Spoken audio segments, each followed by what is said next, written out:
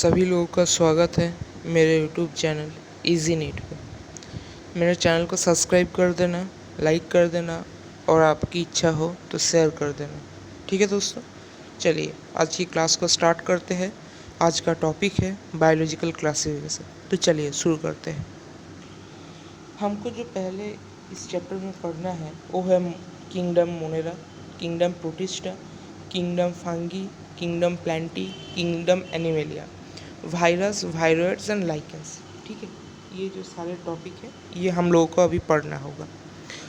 इनमें से जो किंगडम प्लांटी और किंगडम एनिमेलिया है ये दोनों सेपरेट चैप्टर है, यानी कि plant kingdom and animal kingdom. Details इस इन दोनों चैप्टर का इस चैप्टर में कुछ नहीं है। डिटेल में हम दोनों chapter plant kingdom and animal kingdom में पढ़ेंगे। यहाँ पर जो सिर्फ हमें डिटेल्स में पढ़ना है वो है kingdom Monera, protista, fungi and virus, viroids and lichens. ठीक है दोस्तों, अब यहाँ पर एक बात आती है एरिस्टोटल शब्द की। ठीक है, ये बहुत ही इम्पोर्टेंट है, इसे याद रखना। जो एरिस्टोटल शब्द थे वो अर्लीस्ट अटेम्प्ट किए थे साइंटिफिक बेसिस पर क्लासिफिकेशन करने के लिए। इनके आगे जो क्लासिफिकेशन जिन साइंटिस्ट में किया था वो साइंटिफिक नहीं था। यही पहले वो व्यक्ति है जिन्होंने क्लासिफिकेशन साइंटिफिक बेसिस पे किया था। ठीक है, और वो साइंटिफिक बेसिस क्या था? वो साइंटिफिक बेसिस था, रुकिए यहाँ देख लेते हैं यहाँ पर है या नहीं, या दूसरे पेज में नहीं, यहाँ पर नहीं है, दूसरे पेज में। वो साइंटिफिक पेज था मॉर्फोलॉजिकल कैरेक्टर्स। ठीक है बच्चों, यानी कि बाहर से देखने पे जो चीज़ पता चलती है उनको हम मॉर्फोलॉजिकल कैरेक्टर्स कहते हैं। एग्जाम्पल से कहे तो अगर मैं आपकी मॉर्फोलॉजी के बारे में बात करूँ तो हमारे इंसान में मॉर्फोलॉजी क्या होता है? 2 आँख होती है, एक नाक होती है, 2 कान होती है, एक मुंह होता है। तो ये जो बाहर से देखने पर जो चीज़ हमको पता लगता है इसे हम मॉर्फोलॉजी कहते हैं। ठीक है, चलिए नेक्स्ट पेज में देखते हैं। ये देखिए वही चीज़ यहाँ पर लिखा हुआ है, ठीक है, मॉर्फोलॉजिकल कैरेक्टर्स। ठीक है, चलिए थोड़ा सा अच्छे से दाग दे देते हैं। नहीं रुको, चलो हो गया। अब उन्होंने क्या किया था, जो प्लांट्स होता है एंड एनिमल्स होता है उनको कुछ कैरेक्टर्स में मॉर्फोलॉजिकल बेसिस पे डिवाइड किया था। जो प्लांट्स होता है उनको उन्होंने डिवाइड किया था ट्रीज, श्रब्स और हर्ब्स। ठीक है बच्चों, अब ट्रीज क्या होता है? जो वुडी स्टेम जिसे आप देखते हैं लंबा होता है, पुराना होता है, बहुत ज़्यादा साल जीते हैं और बहुत ही लंबा होता है, उसको हम ट्रीज़ कहते हैं। और जो श्रब्स होता है यानी कि तुलसी, अगर आप एग्जाम्पल के मानो तो तुलसी हो सकता है या कोई और फ्लावर का प्लांट्स हो सकता है, जिसका हम क्या देखते हैं, पहले तो उसका स्टेम थोड़ा सा शॉर्ट साइज़ था लेकिन धीरे धीरे, और ग्रीन साइज़ था, और लेकिन धीरे धीरे टाइम के साथ वो थोड़ा बड़ा हो जाता है और स्टेम जो है वो ग्रीन कलर से, यानी कि जो फोटोसिंथेसिस कर सकता था, ग्रीन से वो ब्राउन होता है, थोड़ा मोटा भी हो जाता है, यानी कि थोड़ा, बहुत ज़्यादा नहीं लेकिन थोड़ा बल्कि होता है दूसरों से, लेकिन ट्रीज से कम ही रहता है, बहुत ही कम रहता है। ठीक है, उन्हें हम श्रब्स कहते हैं। और हर्ब्स के अगर आप कहना चाहते हैं तो हर्ब्स वो है ग्रासेस है जो एकदम मिट्टी के लेवल पे रहता है, उन्हें हम हर्ब्स कहते हैं। ठीक है, और ये जो वर्टिकल डिस्ट्रीब्यूशन है, यानी कि पहले जो ट्रीज रहता है, फिर श्रब्स होता है, फिर हर्ब्स होता है, वो जो वर्टिकल डिस्ट्रीब्यूशन है उसे हम स्ट्रैटिफिकेशन कहते हैं। ठीक है, स्ट्रैटिफिकेशन ये जो टर्म है ये इस चैप्टर में नहीं है, लेकिन मैंने आपको ये तीनों चीज़ पढ़ाया तो मैंने आपको बता दिया, ये वर्टिकल डिस्ट्रीब्यूशन जो होता है उसे स्ट्रैटिफिकेशन कहते हैं। ये क्लास 12 के इकोलॉजी के सेक्शन में जो 4 चैप्टर्स हैं वहाँ पर ये टर्म मिलता है। ठीक है बच्चों, अब चलिए, जो एनिमल्स है उनको एरिस्टोटल साहब ने 2 पार्ट में डिवाइड किया। दोनों ही पार्ट में एनिमल्स के अंदर ब्लड होता है, लेकिन एक चीज़ का फ़र्क होता है, एक तरह के एनिमल के ब्लड में आरबीसी प्रेजेंट होता है और दूसरे तरह के एनिमल के ब्लड में आरबीसी प्रेजेंट नहीं रहता। ठीक है, इसका जो स्पेसिफिक दोनों का एक नाम है, लेकिन वो एनसीईआरटी पे नहीं है तो मैं आपको नहीं बता रहा हूँ। ठीक है, फालतू के चीज़ याद करने का कोई मतलब नहीं होता। वैसे भी याद करने के बहुत सी चीज़ें हैं एनसीईआरटी में, वही याद ठीक से नहीं होता तो बाहर का याद करके क्या लाभ, ठीक है ना। चलिए अब आते हैं आर.एच. व्हिटेकर साहब के बारे में। ये जो थे ये पहले साइंटिस्ट है जिन्होंने 5 किंगडम क्लासिफिकेशन को दिया था। कितने साल में, ये साल याद रखना। देखिए मैंने ये रेड पेन से मैंने इसको बॉक्स भी कर दिया है, 1969। और ये जो आर.एच. व्हिटेकर साहब का जो नाम है ये भी याद रखना। आर.एच. व्हिटेकर साहब ने पहले प्रपोज किया था 5 किंगडम क्लासिफिकेशन का, और यही आप यहाँ पर पढ़ेंगे। 5 किंगडम क्लासिफिकेशन कौन कौन सा है इसके अंदर? मोनेरा है, प्रोटिस्टा है, फंगी है, प्लांटी है, एनिमलिया है। और वायरस, वायरोइड्स और लाइकेंस जो है उनको हम ये 5 किंगडम क्लासिफिकेशन में जगह नहीं देते, क्योंकि इसको हम ट्रूली लिविंग नहीं मानते। वायरस, वायरोइड्स, लाइक पायरियंस, ये दूसरा टर्म है जो हम चैप्टर के आगे में पढ़ेंगे। इन सभी चीज़ों को हम लिविंग नहीं मानते, ट्रूली लिविंग नहीं मानते। एनसीईआरटी में स्पेसिफिक टर्म दिया है ट्रूली लिविंग, इसे हम ट्रूली लिविंग नहीं मानते, इसीलिए यहाँ पर जगह नहीं दिया गया है 5 किंगडम क्लासिफिकेशन पे। अब आ जाते हैं जी, ये जो क्लासिफिकेशन आर.एच. व्हिटेकर साहब ने किया था ये किस बेसिस पे किया था, यानी कि एरिस्टोटल साहब ने जो मॉर्फोलॉजी के बेसिस पे किया था, तो आर.एच. व्हिटेकर साहब ने किन बेसिस पे किया था? आर.एच. व्हिटेकर जो थे क्लासिफिकेशन 5 किंगडम किया था, उन्होंने थोड़ा मॉडर्न टाइप से किया था। उन्होंने यहाँ पर टोटल 5 कैरेक्टर्स को देखा था, ठीक है। ये जो 5 कैरेक्टर्स है, ये 5 कैरेक्टर्स को उन्होंने देखा था। 5 कैरेक्टर्स क्या क्या है? सेल स्ट्रक्चर है, बॉडी ऑर्गेनाइजेशन है, मोड ऑफ न्यूट्रिशन है, रिप्रोडक्शन है, फाइलोजेनेटिक रिलेशनशिप है। ये जो रिप्रोडक्शन है ना, ये जो रिप्रोडक्शन, यहाँ से क्वेश्चन आया था। ये पांचों कैरेक्टरिस्टिक्स आपको बहुत ही अच्छे से याद होना चाहिए।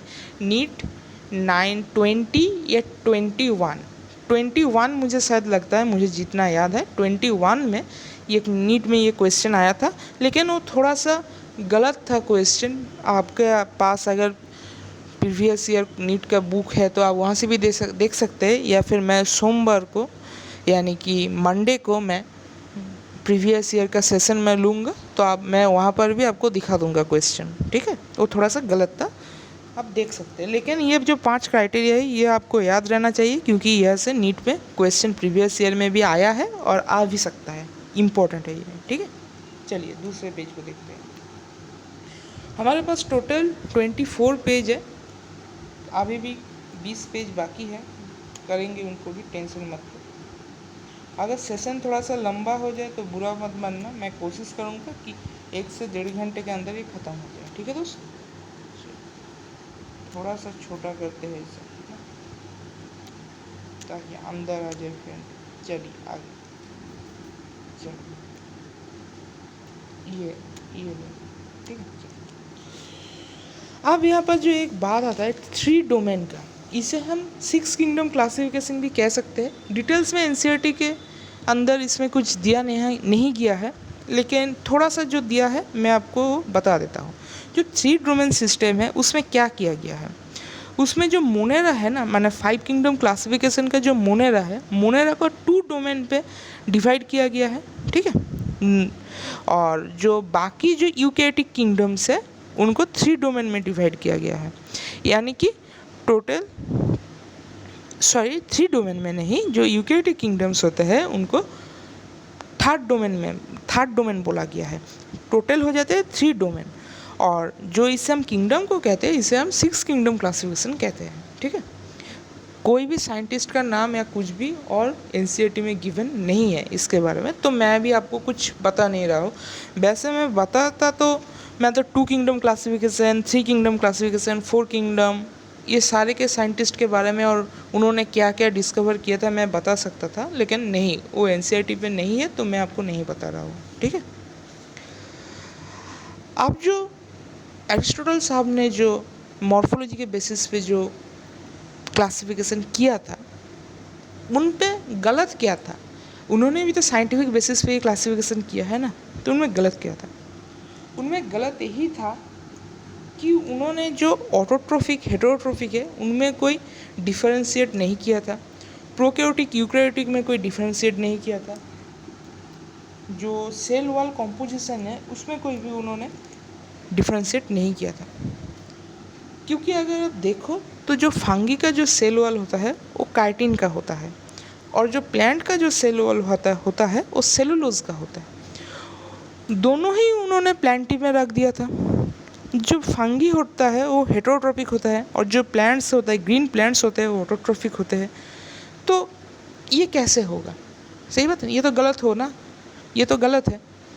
तो उसी को सुधारने के लिए 5 किंगडम क्लासिफिकेशन R.H. व्हिटेकर साहब ने दिया था। उनके आगे एरिस्टोटल के बाद और R.H. व्हिटेकर साहब के आगे बहुत से साइंटिस्ट थे जिन्होंने 2 किंगडम, 3 किंगडम, 4 किंगडम क्लासिफिकेशन दिया था, लेकिन हम R.H. व्हिटेकर साहब के 5 किंगडम क्लासिफिकेशन को ही डिटेल्स में पढ़ते हैं। ठीक है, देखिए ये जो अर्लियर क्लासिफिकेशन जो है ना, earlier classification system included bacteria, blue green algae, fungi, mosses, ferns, gymnosperm and angiosperm under plants. जो ब्लू ग्रीन एल्गी जो है, जो बैक्टीरिया जो है, एंजियोस्पर्म है, जिम्नोस्पर्म है, ये जो है ये सारे प्लांट के अंदर रखा गया था। ब्लू ग्रीन एल्गी जो है, यानी कि जिसे हम साइनोबैक्टीरिया भी हम कहते हैं, वो तो बैक्टीरिया के अंदर आ गया ना, और जो बैक्टीरिया है वो प्लांट के अंदर कैसे आ सकता है? ठीक है ना। तो इसीलिए 5 किंगडम क्लासिफिकेशन का ज़रूरत हमको पड़ा था। चलिए बड़ा करते हैं इसे थोड़ा सा।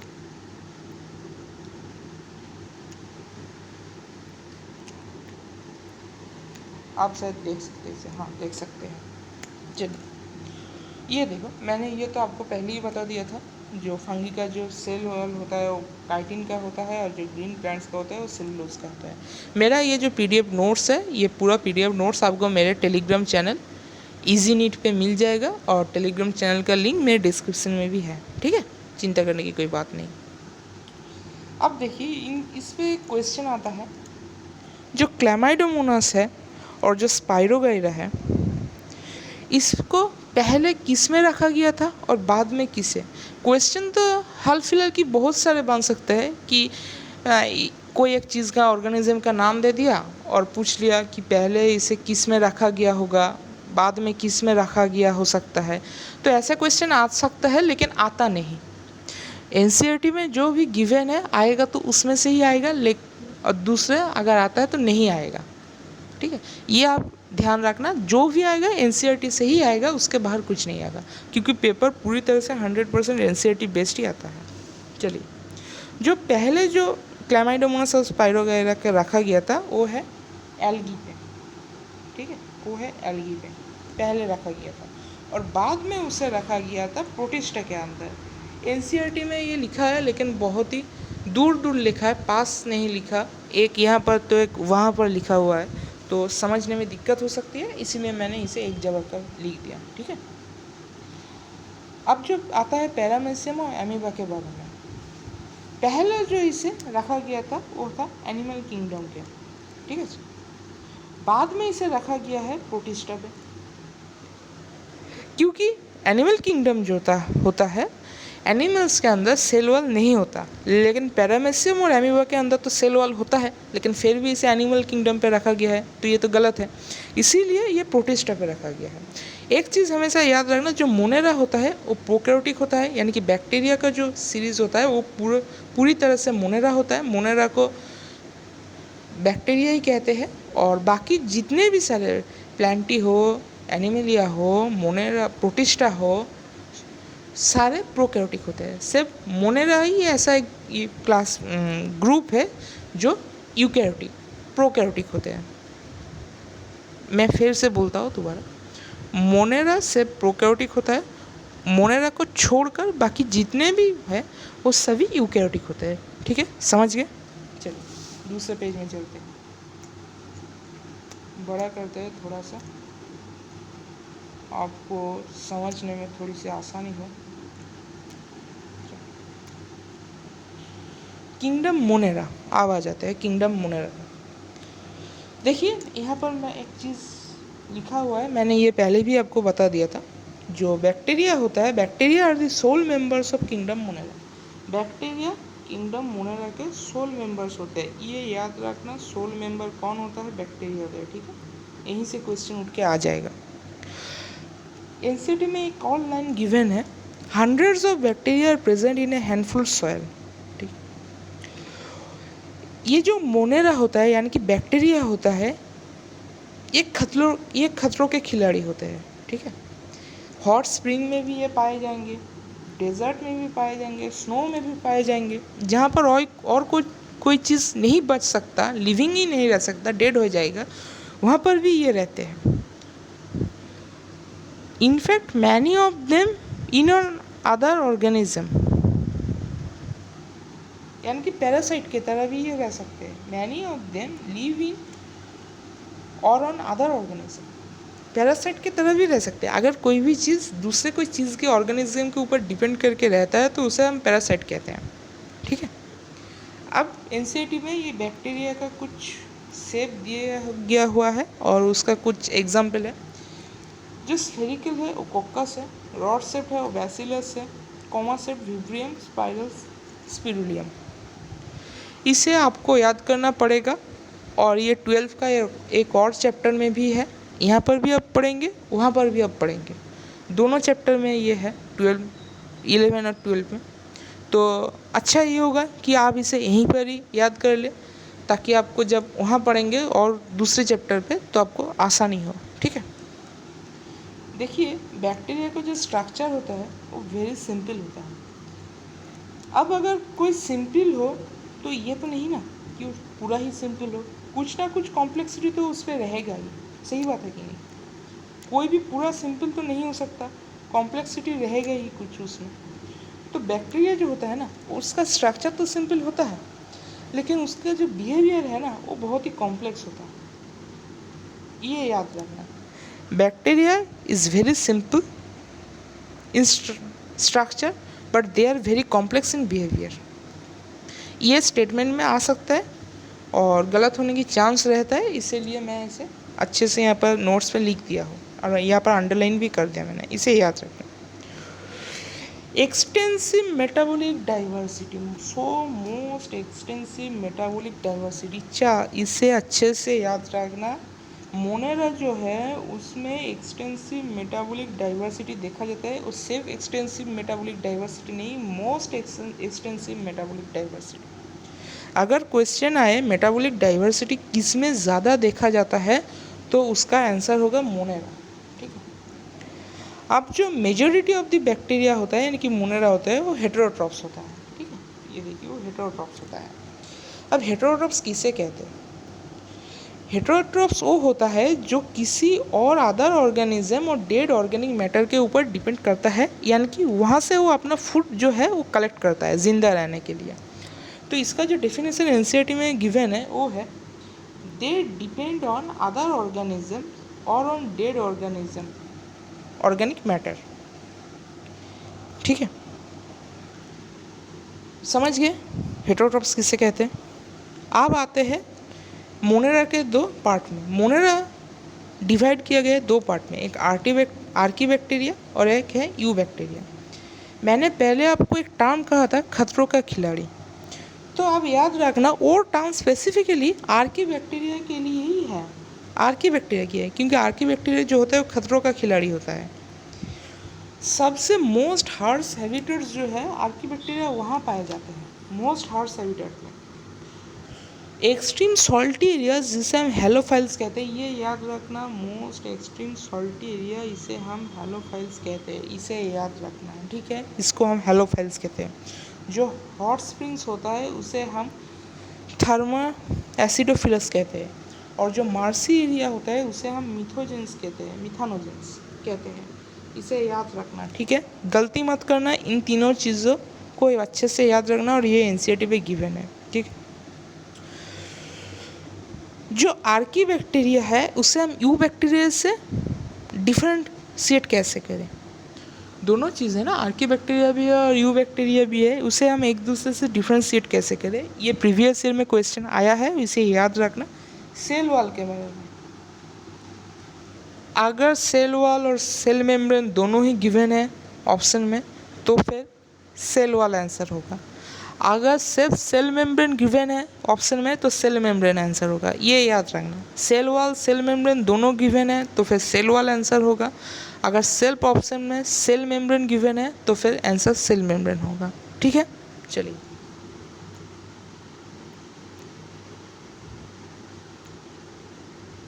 ये देखो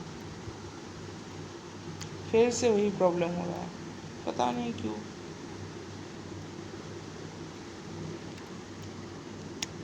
चलो अब आ जाते हैं मिथानोजेंस के बारे में।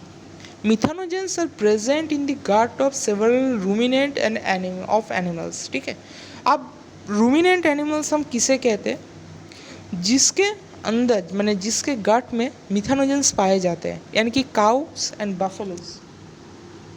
ठीक है, उसे हम रूमिनेंट एनिमल्स कहते हैं। और ये जो रिस्पॉन्सिबल होता है ना, ये बायोगैस के यहाँ पे रिस्पॉन्सिबल होता है। और बायोगैस को हम गोबर गैस भी कह सकते हैं। देखिए गोबर गैस तो यहाँ पर नहीं लिखा हुआ है, लेकिन आप जो माइक्रोब्स इन ह्यूमन वेलफेयर पढ़ेंगे क्लास 12 के चैप्टर, तो वहाँ पर आपको गोबर गैस के बारे में दिया हुआ है और डिटेल में ही दिया गया है। तो मैंने यहीं पर ही सोचा कि आपको थोड़ा सा पढ़ा दे ताकि वहाँ पर आसानी हो समझने में। आपको पहले से ही याद रहेगा तो आसानी होगी ना। तो ये जो गोबर गैस है, गोबर गैस के अंदर क्या क्या होता है। गोबर गैस के अंदर जो CO2 होता है, H2S होता है, CH4 होता है, तीनों चीज़ें होती है। ठीक है, लेकिन सबसे ज़्यादा CH4 होता है, यानी कि मीथेन होता है। ठीक है, अब आ जाता है यू बैक्टीरिया के बारे में। जो यू बैक्टीरिया है ये ट्रू बैक्टीरिया जिसे हम कहते हैं, ये नाम याद रखना, यू बैक्टीरिया और ट्रू बैक्टीरिया। इसे हम साइनो बैक्टीरिया भी कह सकते हैं। साइनोबैक्टीरिया को हम ब्लू ग्रीन एल्गी भी कह सकते हैं। इसमें हायर प्लांट्स लाइक क्लोरोफिल रहता है, यानी कि क्लोरोफिल ए। और ये जो साइनोबैक्टीरिया होता है ये फोटोसिंथेटिक ऑटोट्रॉप्स होते हैं, यानी कि ये फोटोसिंथेटिक कर सकते हैं। ठीक है, ये जो होता है ना, ये यूनिसेलुलर होता है, कोलोनियल होता है एंड फिलामेंटस होता है। अब जो कोलोनियल होता है, कोलोनियल के अंदर जो कॉलोनीज होता है वो जनरली एक जो शीत है उस शीत के अंदर सराउंडेड होता है, शीत के द्वारा सराउंडेड होता है। उस शीत को हम कहते हैं जिलेटिनियस शीत। ठीक है, ये टर्म याद रखना, उसे हम कहते हैं जिलेटिनियस शीत। अरे चलो थोड़ा कलर चेंज करते हैं, ब्लैक ब्लैक हो जाएगा ना सब। चलो थोड़ा सा येलो यूज़ करते हैं आज। चलो नहीं, येलो अच्छा नहीं रहेगा, रेड यूज़ करते हैं। चलो हम रेड, ये डीप रेड ले लेते हैं। चलो उसे हम कहते हैं जिलेटिनियस शीत। सम ऑफ दिस ऑर्गेनिज्म। अच्छा एक बात मैं यहाँ पर बता देना चाहता हूँ, जब कॉलोनी के बारे में आ ही गया तो कॉलोनी के एक एग्जाम्पल भी सुनिए। जो वॉल्वॉक्स होता है ना, वॉल्वॉक्स वो कॉलोनी के अंदर रहता है। ठीक है, उसे हम वॉल्वॉक्स को हम कॉलोनियल एल्गी भी कह सकते हैं। वॉल्वॉक्स याद रखना। चलिए, some of this organism can fix atmospheric nitrogen in specialised cells called heterocyst. जिनके अंदर भी हेटेरोसिस्ट होगा वो एटमॉस्फेरिक नाइट्रोजन को फिक्स कर सकता है मिट्टी के अंदर। ठीक है, इसका जो एग्जांपल्स है वो आप लोग मिनरल न्यूट्रिशन में पढ़ेंगे। क्लास 11 का ही चैप्टर है, प्लांट फिजियोलॉजी का सेकंड चैप्टर। ठीक है, वहाँ पर आप पढ़ेंगे एक एरोबिक है और एक एनारोबिक है। जो एरोबिक तरीके से नाइट्रोजन फिक्स करते हैं एजोटोबैक्टर और बेजर्निकिया, और जो एनारोबिक के तरह नाइट्रोजन फिक्स करते हैं मिट्टी में उसे हम रोडोस्पाइरिलम कहते हैं। ठीक, चलो मैंने थोड़ा सा आपको बता दिया, ज़रूरत नहीं है अभी याद करने की, लेकिन सुन के रखिए। अगर सुन के रखिएगा तो थोड़ा सा नेक्स्ट क्लास में जो आएगा, यानी कि अगली थोड़े दिन बाद, तो उसमें आपको थोड़ा सा हेल्प होगा। ठीक है, चलिए दूसरी पेज में चलते हैं।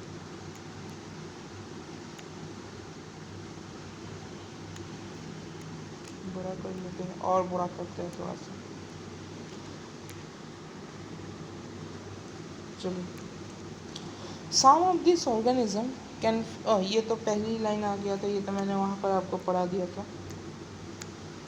अब आ जाते हैं कीमोऑटोट्रॉफ्स के बारे में। कीमोऑटोट्रॉफ्स है chemosynthetic. Chemosynthetic autotrophs bacteria oxidise various inorganic substances such as nitrates ammonia to release energy for their ATP production. ये लाइन आपको याद रखना पड़ेगा एनसीईआरटी में। ये जो कीमोऑटोट्रॉफ जो होता है ना,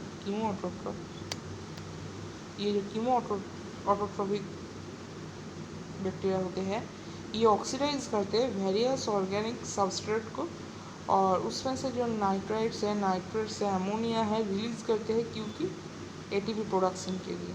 ठीक है, उनका जो एटीपी प्रोडक्शन है उनको करने के लिए ये एनर्जी रिलीज करते हैं। और ये अच्छा खासा रोल भी प्ले करते हैं नाइट्रोजन, फॉस्फोरस, आयरन, सल्फर, इन सब के एब्जॉर्प्शन के बारे में। मिट्टी से ये सारे एब्जॉर्ब करने के बारे में भी ये एक अच्छा खासा रोल प्ले करते हैं।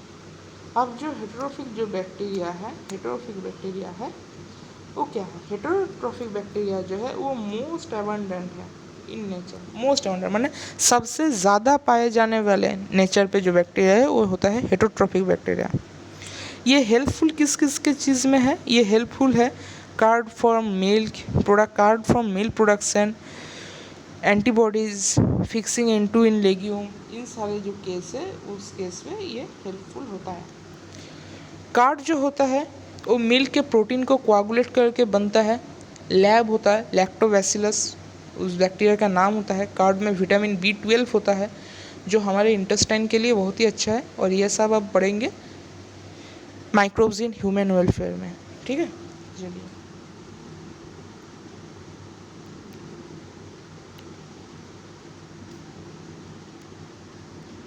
देखते हैं ये चीज़। अच्छा, अब यहाँ पर एक बात आती है जो बैक्टीरिया कॉजिंग जो डिजीज़ होता है। एनसीईआरटी में ऐसा कुछ डिजीज़ के बारे में लिखा गया है, उनको थोड़ा पढ़ लेते हैं। जो एग्जांपल्स है वो है कोलेरा। कोलेरा का स्पेलिंग गलत लिखा है क्या? नहीं, ठीक ही है। Cholera, typhoid, tetanus, citrus canker are well known disease caused by different bacteria. इसके अलावा भी कुछ और भी डिजीज़ है, जैसे कि टाइफॉइड है, टाइफॉइड हो गया, निमोनिया हो गया, डायसेंट्री, डिप्थेरिया, प्लेग, ये सारे बैक्टीरिया कॉजिंग डिजीज़ है। ये सब अब ये जो मैंने 5 डिजीज़ के बारे में और एक्स्ट्रा बताया है, ये सब अब पढ़ेंगे ह्यूमन हेल्थ एंड डिजीज़ में। ठीक है, जो टाइफॉइड जो होता है उसके वक्त हमारा जो टेम्परेचर रहता है ह्यूमन बॉडी का वो होता है 39 से 40 डिग्री सेंटीग्रेड। ठीक, इसे हम टाइफाइड फीवर भी कहते हैं। और टाइफाइड को हम जो डॉक्टर जो टेस्ट देते हैं उसको हम वाइडल टेस्ट कहते हैं। मैरी मिलन नाम का एक वोमेन था जो एक कुक हुआ करता था, किसी जगह पे कुकिंग करता था, तो वो टाइफाइड बैक्टीरिया का कैरियर था। ठीक है, तो जो भी उनके हाथ का बना खाना खाता था उनको ही टाइफाइड हो जाता था। तो उसे नाम दिया गया है टाइफाइड मैरी। तो ये सारी चीज़ ह्यूमन हेल्थ एंड डिजीज़ में है। तो अगर आप याद कर सकते हैं तो याद कर लीजिए, नहीं तो कोई बात नहीं, वहाँ पर पढ़ेंगे क्लास 12 के चैप्टर में। ठीक, चलिए। जो बैक्टीरिया है वो मेनली रिप्रोड्यूस करते हैं फिजन के द्वारा। ठीक है, फिजन के द्वारा वो मेनली रिप्रोड्यूस करते हैं। और अनफेवरेबल कंडीशन में, जो अनफेवरेबल कंडीशन है उसमें वो स्पोर प्रोड्यूस करते हैं। ठीक है, और उसके द्वारा वो रिप्रोड्यूस करते हैं। They also reproduce by sexual reproduction by adopting a primitive type of DNA transfer from one bacterium to the other. अपना जो डीएनए है वो किसी और बैक्टीरिया में ट्रांसफ़र करके भी वो रिप्रोड्यूस करते हैं। ठीक है, अब यहाँ पर आ जाते हैं माइकोप्लाज्मा। ये क्या बला है? अब ये जो बला है ना, ये बहुत ही इंपॉर्टेंट बला है। इससे आपको सारे जो मैंने जो 4 लाइन्स यहाँ पर जो लिखे हैं, 4 स्टेटमेंट, इन सब को आपको अच्छे से याद करना होगा। कई बार इसमें से क्वेश्चन आ गया है स्टेटमेंट बेस्ड। कौन सा क्वेश्चन इनकरेक्ट है, कौन सा स्टेटमेंट इनकरेक्ट है, कि या कौन सा स्टेटमेंट करेक्ट है। पहले तो याद रखना, ये जो होता है इसमें सेल वॉल नहीं होता। सबसे छोटा लिविंग सेल होता है, सर्वाइव ऑक्सीजन के कि ये अलावा भी वो सर्वाइव विदाउट ऑक्सीजन भी ये सर्वाइव कर जाता है।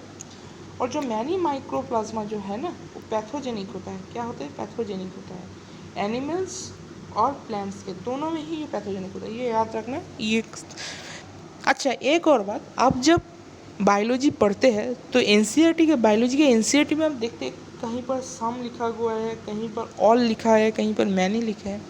सबके जो मीनिंग होते हैं वो अलग अलग होते हैं। अगर कहीं पर मैनी लिखा गया है या सम लिखा गया है तो उसका मतलब सभी में नहीं पाए जाते, कुछ में पाए जाते हैं।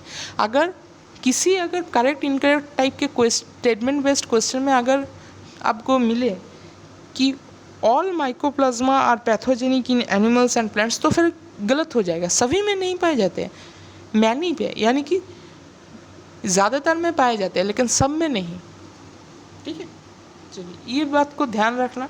एनसीईआरटी में outer cell, inner cell, outer membrane, inner membrane, thin, thick, ये जो चीज़ें हैं इसको बहुत ही अच्छे से पढ़ना। मैं आपको पढ़ाऊँगा, टेंशन लेने की बात नहीं है, लेकिन फिर भी मैंने आपको एक बार बता दिया। बड़ा करते हैं।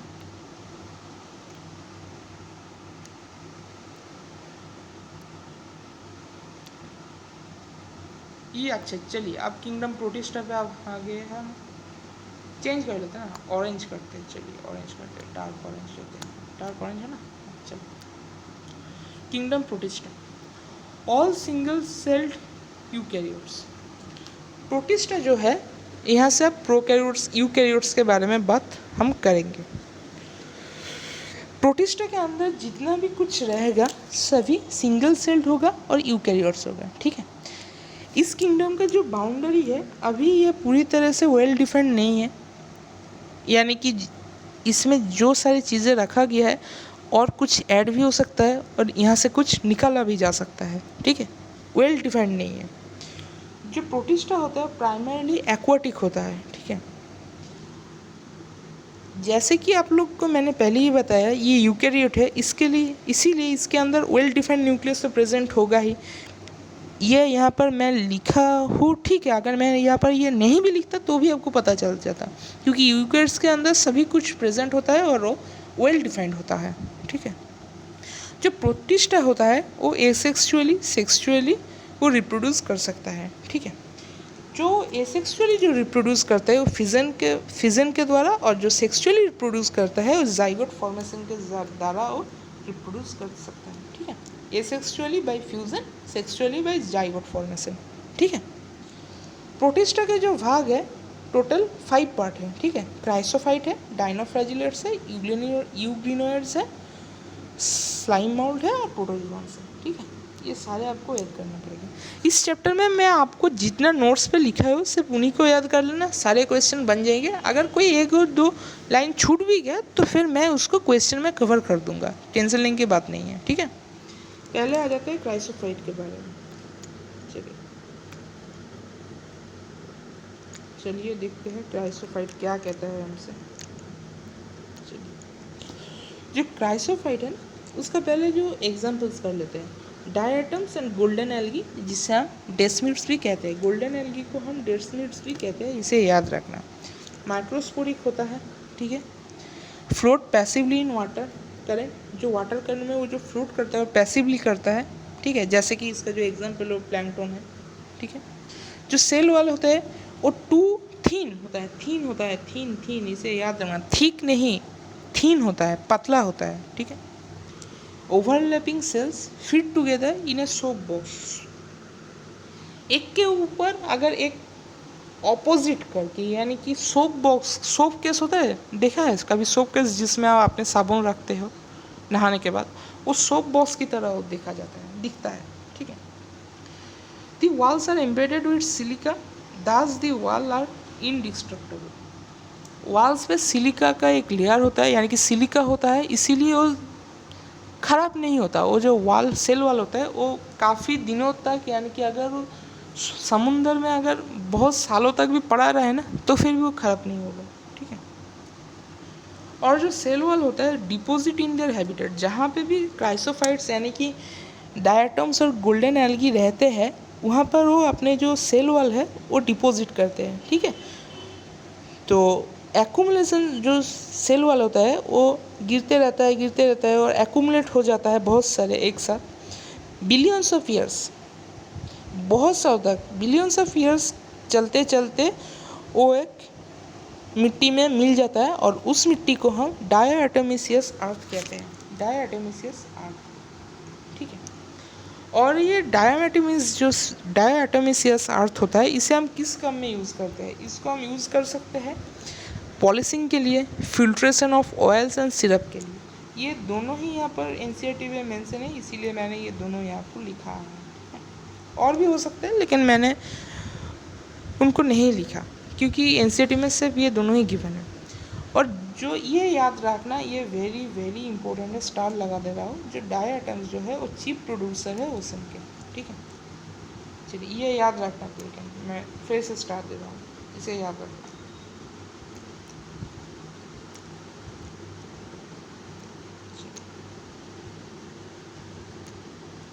अब आ जाते हैं डायनोफ्लैजिलेट्स के बारे में।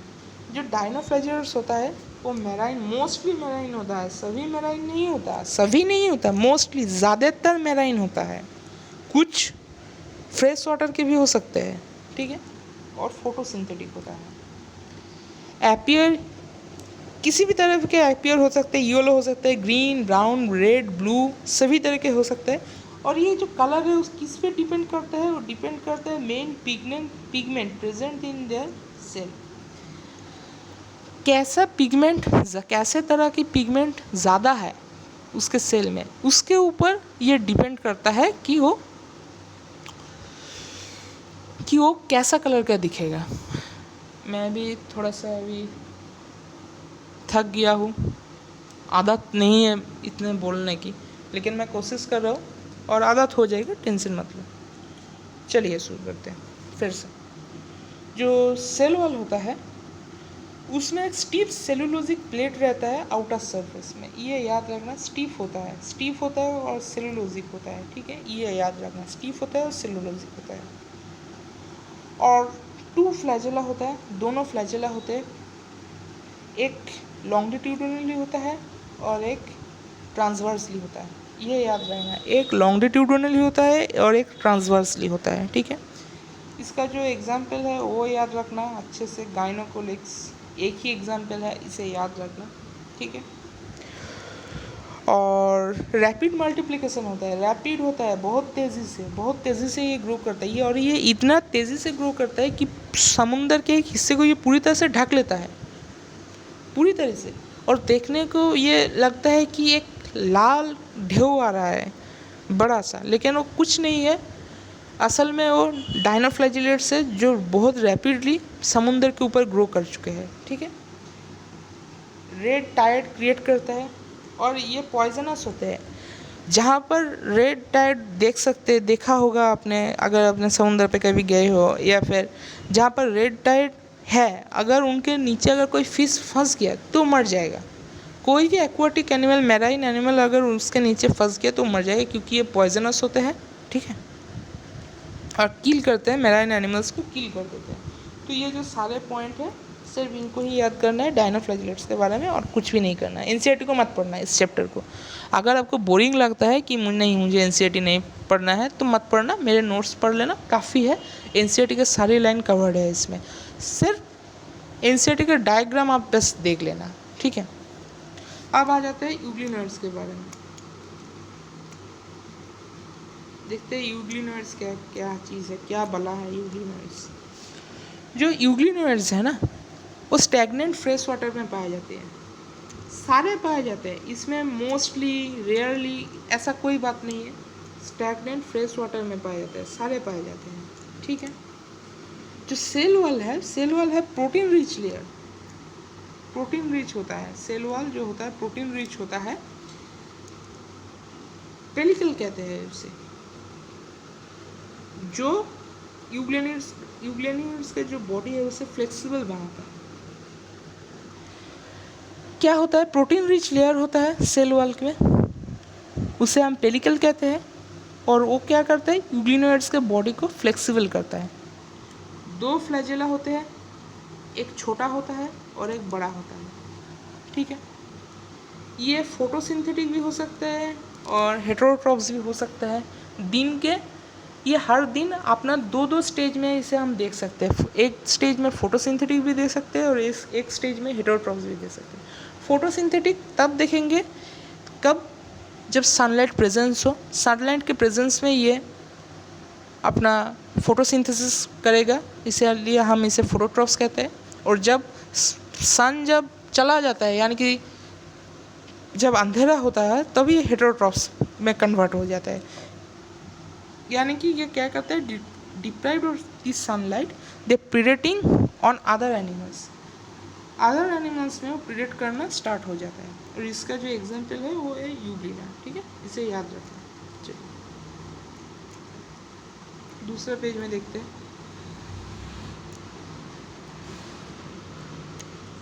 जो थोड़ा ज़्यादा बड़ा हो गया, शायद छोटा था। चलिए आ गया, हाँ आ गया। चलिए, जो स्लाइम माउंट्स जो होता है वो सैप्रोफिटिक प्रोटिस्ट होता है। ठीक है, वो सैप्रोफिटिक प्रोटिस्ट होता है।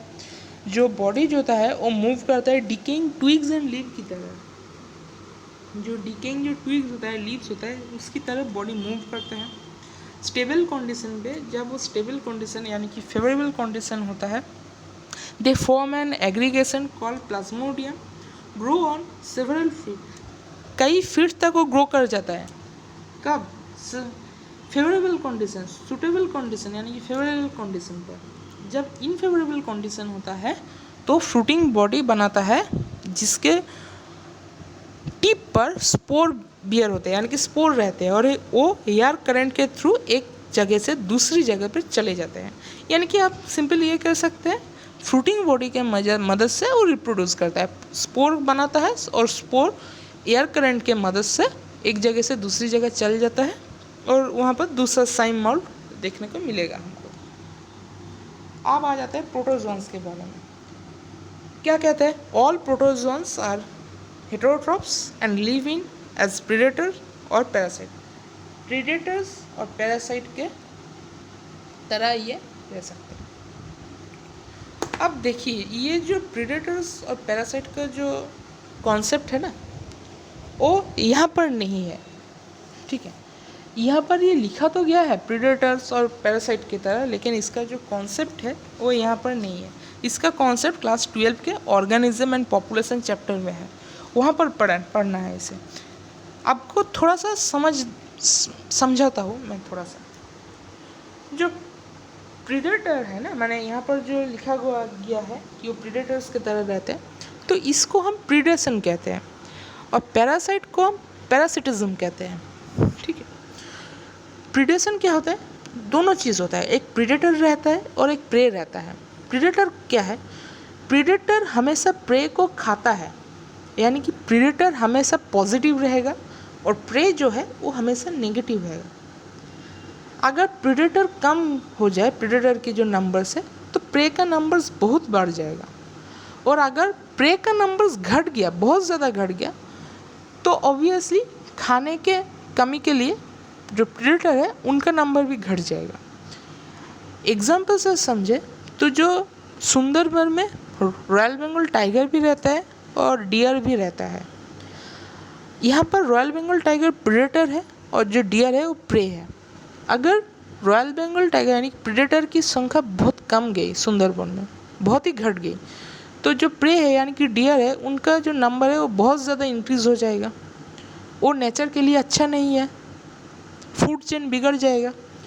और अगर डियर की जो नंबर है वो बहुत ज़्यादा डिक्रीज़ कर गई, यानी कि प्रे की नंबर अगर बहुत ज़्यादा डिक्रीज़ कर गई, तो रॉयल बंगाल भी नहीं बचेंगे। खाएंगे क्या वो? ठीक है ना, खाएंगे क्या? उसका नंबर भी कम गया। तो इसको कहते हैं प्रीडेशन। और जो पैरासाइट के बारे में यहाँ बात किया गया है, उसे हम क्या है कहते हैं पैरासिटिज्म। पैरासिटिज्म में क्या होता है, इसमें भी एक ही होता है, प्रीडेशन के तरह ही होता है। इसमें भी एक ऑर्गेनिज्म पॉजिटिव में रहता है और एक ऑर्गेनिज्म नेगेटिव में रहता है। दो तरह के पैरासाइट होते हैं। एक होते हैं पैरासाइट जो ऑर्गेनिज्म के शरीर के बाहर रहते हैं, ऊपर रहते हैं शरीर के ऊपर, और एक पैरासाइट होता है जो शरीर के अंदर रहते हैं, स्टोमक हो गया, ह्यूमन के अकॉर्डिंग कहे तो स्टोमक हो गया, इंटेस्टाइन हो गया, उसमें रहते हैं। ठीक है, डिटेल्स में वहाँ पर ही पढ़ेंगे, यहाँ पर आपको अगर मैं ज़्यादा बोलूँगा तो आपको समझ नहीं आएगा। ठीक है, वहाँ पर ही पढ़ेंगे। ठीक है, प्रोटोजोन्स को हम कई तरह से डिवाइड कर सकते हैं, जैसे कि एमीबॉइड प्रोटोजोन्स हो गया, फ्लैजिलेटेड प्रोटोजोन्स हो गया, सिलिएटेड प्रोटोजोन्स हो गया, स्पोरोजोन्स हो गया। काफ़ी सारा चीज़ एनसीईआरटी में लिखा हुआ है, लेकिन मैं सिर्फ जो आपको बताऊंगा वही पढ़ना। ठीक है, चलिए। जो एमीबॉइड प्रोटोजोन्स जो होता है वो लिव इन फ्रेश वाटर होता है, फ्रेश वाटर में रहता है, सी में भी रह सकता है, मॉइस्ट सॉइल में भी रह सकता है। They are prey putting out pseudopodia, यानी कि फॉल्स फीट। एमीबा के अकॉर्डिंग कहे तो उसका जो मैंने उस जैसे कि वो एक जगह से दूसरी जगह पर मूव कर सकता है, उसे हम स्यूडोपोडिया कहते हैं, और उसे हम फॉल्स फीट भी कह सकते हैं स्यूडोपोडिया का। ये देखिए एमीबा के बारे में लिखा भी गया है इसमें, ये देखिए एमीबा के बारे में। ठीक है, और इसका जो एग्जाम्पल होगा वो होगा एंटामीबा। ये यहाँ पर कट गया लेकिन मैं लिख देता हूँ, उसका एग्जाम्पल होगा एंटामीबा।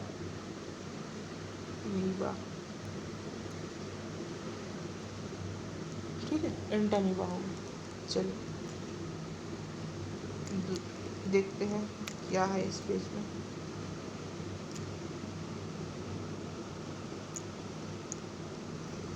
ये देखो पूरी तरह से आ रहा है पेज, आ रहा है।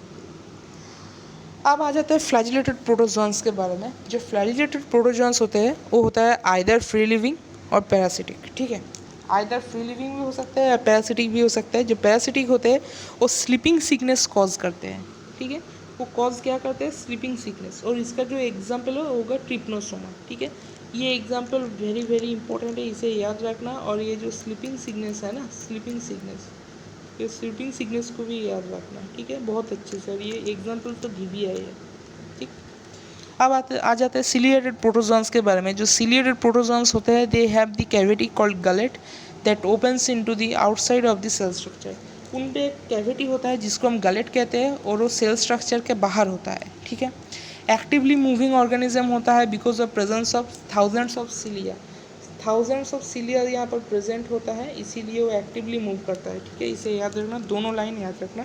और इसका जो एग्जाम्पल होता है वो पैरामेसियम होता है। ठीक है, एग्जाम्पल वीवीआई है, इसे याद रखना अच्छे से, एग्जाम्पल वीवीआई है। ठीक है, अब आ जाते हैं स्पोरोजोन्स। स्पोरोजोन्स को कुछ भी याद नहीं करना, सिर्फ इसका जो एग्जाम्पल है वो याद कर लेना। इसका एग्जाम्पल होता है प्लाज्मोडियम। प्लाज्मोडियम मलेरिया का पैरासाइट होता है। बहुत सारे होता है, प्लाज्मोडियम जीनस है, स्पीसीज बहुत सारे हो सकते हैं। प्लाज्मोडियम वाइवेक्स हो सकता है, प्लाज्मोडियम फैल्सिफेरम हो सकता है, जो मैलिग्नेंट मलेरिया के जो पैरासाइट है। ठीक है, हो सकता है। ह्यूमन हेल्थ एंड डिजीज में इसे भी पढ़ेंगे डिटेल में, चिंता करने की बात नहीं है। अगर नहीं समझ में आया तो, और अगर समझ में आया तो कोई बात नहीं। ठीक है, चलते हैं फंगी के बारे में। क्या हुआ अब हमको फिर से वही खोलना पड़ेगा। चलिए खोलते हैं, कहाँ से आएगा, यहाँ से। चलिए 15 तक हो गया, और अभी देखते हैं कितना है। 16 से लेंगे 5 और आजा 5 और 4 9, और हमें और सिर्फ 9 पेज हैं, करके ही छोड़ देंगे। ठीक है, चलिए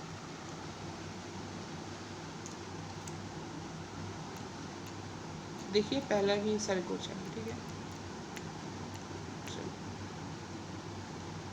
इसको हटा देते हैं, इसे बड़ा करते हैं।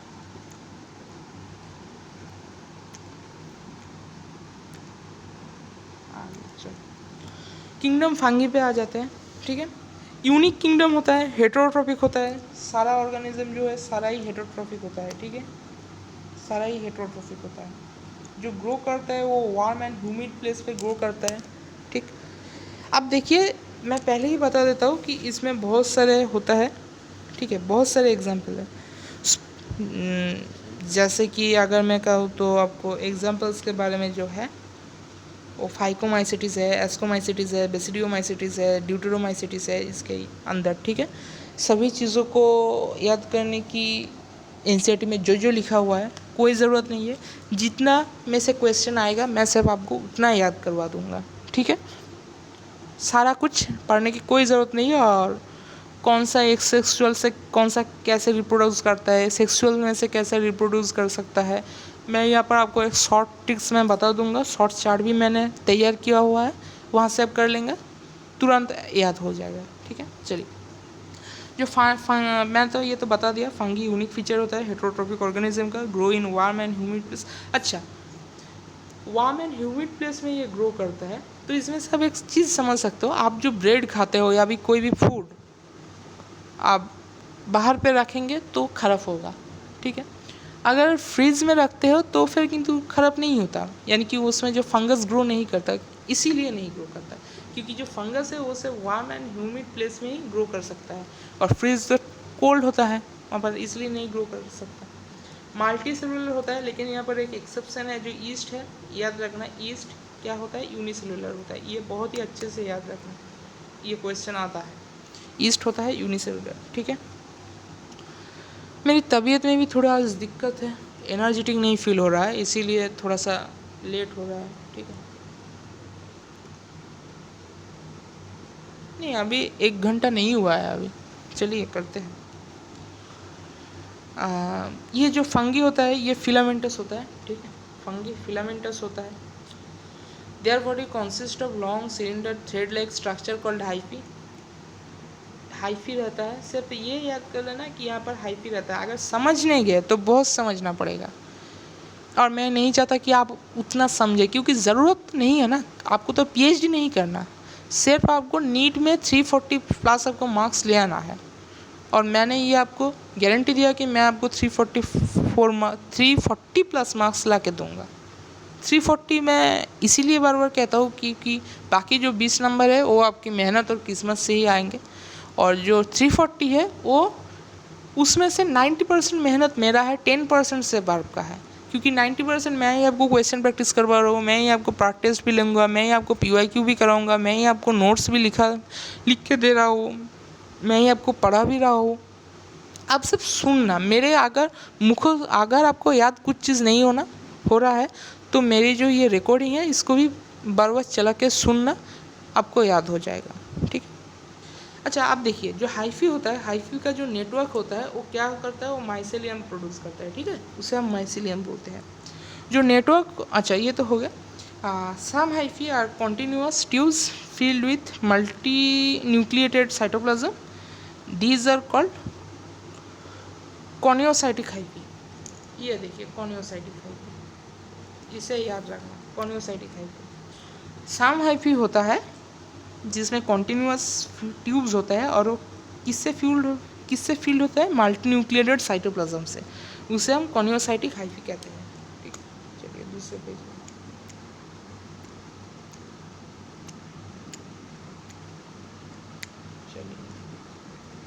अब देखिए, जो स्पोरोफाइट होता है, मोस्ट फंगी आर, अच्छा एनसीईआरटी में ये कुछ टर्म्स हैं, ठीक है, गिवन। स्पोरोफाइट है, पैरासाइट है और सिम्बायोंट है। तो जो सिम्बायोंट है, सिम्बायोंट में लाइकेंस के बारे में लिखा गया है, और एकदम लास्ट में एनसीईआरटी के चैप्टर के लास्ट में वायरस और लाइकेंस के बारे में लिखा गया, तो मैं वहाँ पर नहीं पढ़ा कर यहाँ पर ही पूरी पढ़ा दे रहा हूँ, ठीक है। तो जो स्पोरोफाइट है, मोस्ट फंगी और हेटेरोट्रॉप्स होता है, वो क्या करते हो, एब्जॉर्ब करता है organic matter from dead substrates and hence are called sporophyte. अच्छा देखिए, एक चीज़ में कन्फ्यूज़ होता है, बच्चों को कन्फ्यूजन रहता है कि सॉल्यूबल जो ऑर्गेनिक मैटर किसे कहे और इनऑर्गेनिक मैटर किसे कहे, ठीक है। मिट्टी में जो मैटर्स पाए जाते हैं उसे इनऑर्गेनिक मैटर कहते हैं, और जो किसी भी प्लांट या एनिमल्स के अंदर जो मैटर्स पाए जाते हैं उसे ऑर्गेनिक मैटर कहते हैं। ऐसे याद रखना, याद हो जाएगा। हमारे अंदर जो मैटर्स होते हैं वो ऑर्गेनिक होते हैं, जो मिट्टी में मैटर्स होते हैं उसे वो इनऑर्गेनिक होते हैं, ठीक है। फंगी जो आप सभी लोग जानते हैं हेटेरोट्रॉप्स है, वो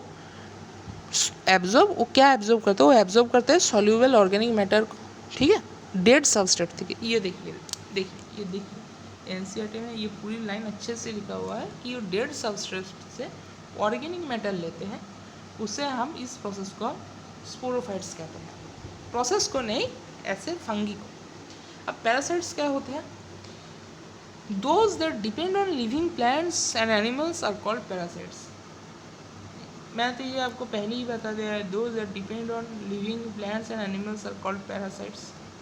आप यहाँ पर आ जाते हैं सिम्बार्न्स। सिम्बार्न्स को हम क्या कहते हैं? लाइकेंस। ठीक है, लाइकेंस का जो एसोसिएशन होता है, यानी कि एल्गी और फंगी का जो एसोसिएशन होकर लाइकेन तैयार होता है, और उसे हम सिम्बार्न्स कहते हैं, एसोसिएशन को। जो एल्गी होता है वो फाइकोबायंट होता है, जो फंगी होता है वो माइकोबायंट होता है। यहाँ पर एक और कन्फ्यूज़न आता है, कौन सा फाइकोबायंट होता है और कौन सा माइकोबायंट होता है, कैसे याद रखें? फंगी हेटेरोट्रॉप्स होता है, एल्गी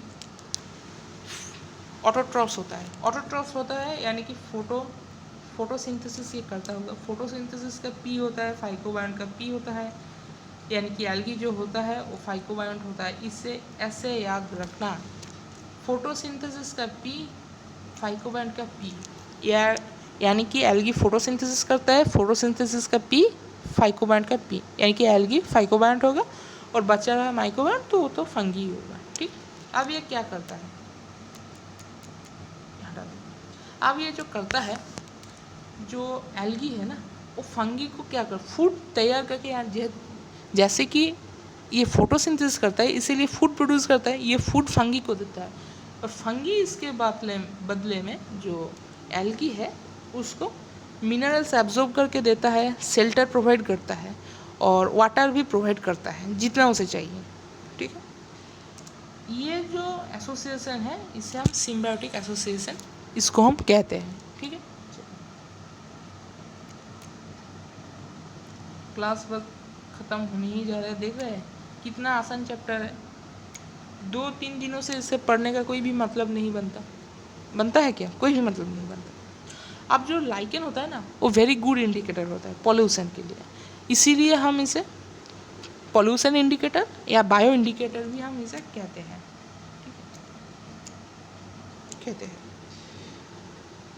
ये पॉल्यूटेड एरियाज में ग्रो नहीं करता है, स्पेशली इंडिकेटर होता है SO2 के लिए।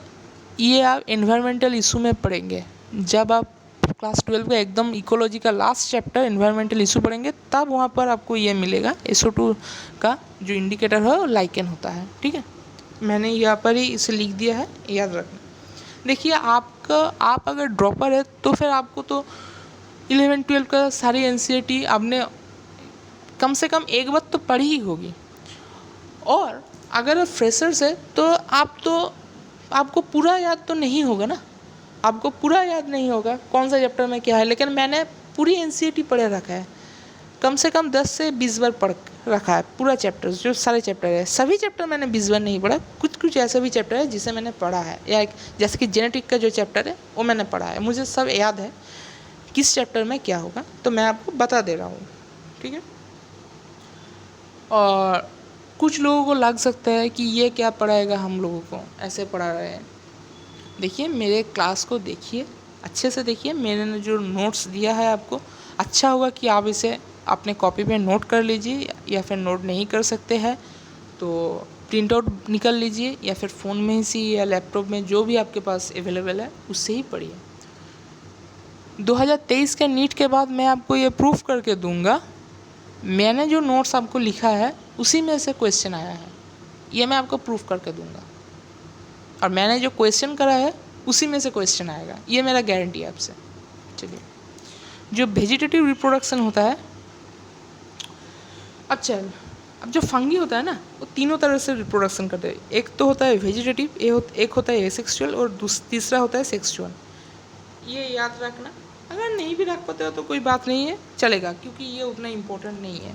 ठीक है, फिर भी एक बार रीडिंग पढ़ लेना। देखिए, वो रिप्रोडक्शन वेजिटेटिव से करता है फ्रेगमेंटेशन, फिजन और बर्डिंग के द्वारा। ठीक है, जो एसेक्सुअल होता है उसमें वो रिप्रोडक्शन करता है कॉनिडिया, स्पोरेंजियोस्पोर और जूस्पोर के द्वारा, और जो सेक्सुअल रिप्रोडक्शन है उसमें वो रिप्रोडक्शन करता है ऊस्पोरस, एक्रोस्पोरस और बेसिडियोस्पोरस के द्वारा। ठीक है, ये जो तीनों है, ये तीनों आपको याद करना पड़ेगा। तीन यानी कि टोटल 9 है। नहीं कर सकते हो कोई बात नहीं, छोड़ देना इसे। ठीक है, इम्पोर्टेंट क्वेश्चन पार्ट अब आता है प्लाज्मोगेमी एंड कैरियोगेमी। 2021 में इससे क्वेश्चन आया था, कौन सा स्टेटमेंट करेक्ट है और कौन सा स्टेटमेंट इनकरेक्ट है। अच्छे से इन दोनों को पढ़ना, प्लाज्मोगेमी, कैरियोगेमी। प्लाज्मोगेमी जो होता है वो फ्यूज़न होता है प्रोटोप्लाज्म का और बिटवीन टू मोटाइल और नॉन मोटाइल। अगर जो गैमेट है, अगर टू मोटाइल गैमेट के बीच में होगा या फिर टू नॉन मोटाइल गैमेट के बीच में होगा फ्यूज़न, उसे हम प्लाज्मोगेमी कहते हैं। और जब दो न्यूक्लियाई के बीच में फ्यूज़न होगा तो उसको हम कैरियोगेमी कहते हैं। और एक चीज़ यहाँ पर याद रखना, जो स्पोर होता है ना, वो मियोसिस के बाद ही फॉर्म होता है। स्पोर मियोसिस के द्वारा ही फॉर्म होता है, ठीक है, ये याद रखना। ये कई चैप्टर में ये आएगा, 11 के में भी आएगा, 12 में भी आएगा। 11 का तो जो यह होगा कि क्या बोलते हैं उसे, प्लांट किंगडम होगा, उसमें ही आएगा। और 12 में sexual reproduction in flowering plants में ये आएगा। इसे आप याद रखना है कॉन्सेप्ट को, स्पोर्स मियोसिस के बाद भी फॉर्म होता है।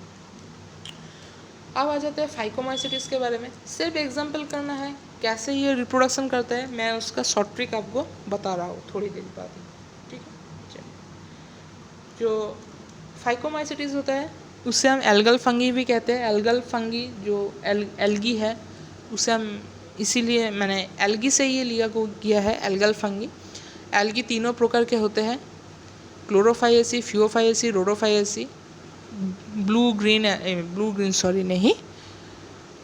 ग्रीन एल्गी, ब्राउन एल्गी और रेड एल्गी, ठीक है।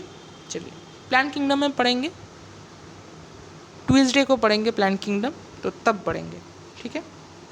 फाइकोमाइसिटिस का जो यानी कि एल्गल फंगी जो है उसका जो एग्जाम्पल होता है वो है म्यूकोर है, राइजोपस है। राइजोपस को याद रखना, ये ब्रेड माउल्ड है, ठीक है, यानी कि ब्रेड में जो फंगस होता है कुछ दिन बाद रख देने के अंतर, तो उसे हम राइजोपस कहते हैं। और एल्ब्यूगो होता है वो पैरासिटिक फंगी होता है मस्टर्ड के ऊपर। ये दोनों याद रखना, मैच इन दी कॉलम में आ जाता है, ठीक है। अब आ जाते हैं एस्कोमाइसिटिस के बारे में। इसे सैक फंगी पे कहते हैं। अब कैसे याद रखें कौन सा सैक होगा, तो एस्कोमाइसिटिस ASC, सैक SSC, ऐसे याद रखना। अगर आपको याद रखने में तकलीफ हो रही है, देखिए मैंने यहाँ पर लाल पेन से स्टार भी बना दिया है।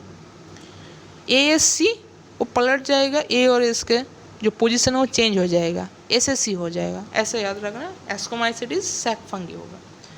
उसका जो एग्जाम्पल है पेनिसिलियम है, सोर्स ऑफ एंटीबायोटिक है जो, और होता है एस्परजिलस होता है, क्लेविसिप्स होता है, न्यूरोस्पोरा होता है, ठीक है। जो न्यूरोस्पोरा है वो बायोकेमिकल एंड जेनेटिक वर्क में यूज़ होता है, ठीक है, ये याद रखना, ये इंपॉर्टेंट है, न्यूरोस्पोरा, ठीक है, और पेनिसिलियम, ये दोनों इंपॉर्टेंट है, ठीक है। बेसिडियोमाइसिटिस में क्या इंपॉर्टेंट है, बेसिडियोमाइसिटिस में मेनली जो इंपॉर्टेंट है उसमें है, इसमें जो सेक्स ऑर्गन होता है वो नहीं होता। सेक्स ऑर्गन बेसिडियोमाइसिटिस पे नहीं होता, इसे अच्छे से याद रखना। और क्या होता है जो कॉमनली नोन होता है मशरूम के, ठीक है, ये मशरूम कहते हैं हम इसे, क्या है ये रखा। रुकिए थोड़ा और बड़ा कर लेते हैं ना, चलिए बड़ा करते हैं थोड़ा, ये देखो अब अच्छे हो गए। ये देखो, इसे हम कॉमनली मशरूम कहते हैं, फिर भी यार इसे हम मशरूम कहते हैं। और इसमें सेक्स ऑर्गन एब्सेंट होता है, ये अच्छे से याद रखना, सेक्स ऑर्गन एब्सेंट होता है। बेसिडियोमाइसिटिस नहीं बोलेगा, कौन सा नीचे 4 एग्जाम्पल होगा उसमें से बेसिडियोमाइसिटिस का भी एग्जाम्पल होगा, और पूछेगा कौन से पे सेक्स ऑर्गन प्रेजेंट नहीं होता, कि कौन से पे सेक्स ऑर्गन एब्सेंट होता है, ऐसा क्वेश्चन पूछेगा। तो अब याद रखना, इसका जो एग्जाम्पल है वो होता है एगरिकस होता है, यानी कि मशरूम होता है, ऑस्ट्रेलागो होता है यानी कि स्मार्ट फंगी जो होता है, और पक्सनिया होता है जो रास्ट फंगस होता है, ठीक है। तीनों को याद रखना, एगरिकस, ऑस्ट्रेलागो, पक्सनिया, और कौन सा क्या है वो भी याद रखना, मैच इन द कॉलम में पूछा जाता है, फिर मत कहना कि बताया नहीं था मैंने। अब होता है ड्यूटेरोमाइसिटिस में आ जाता है, इस पर याद रखना, इसको अब इम्परफेक्ट फंगी कहते हैं।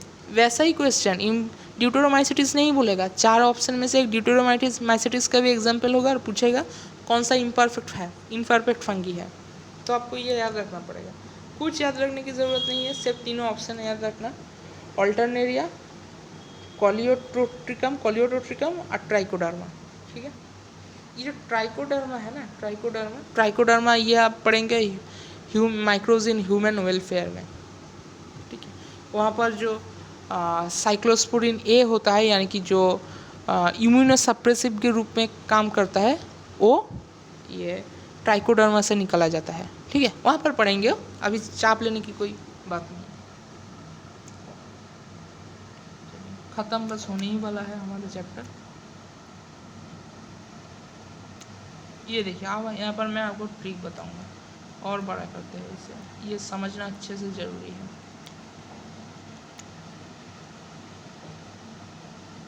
चलिए, थोड़ा सा लगता है,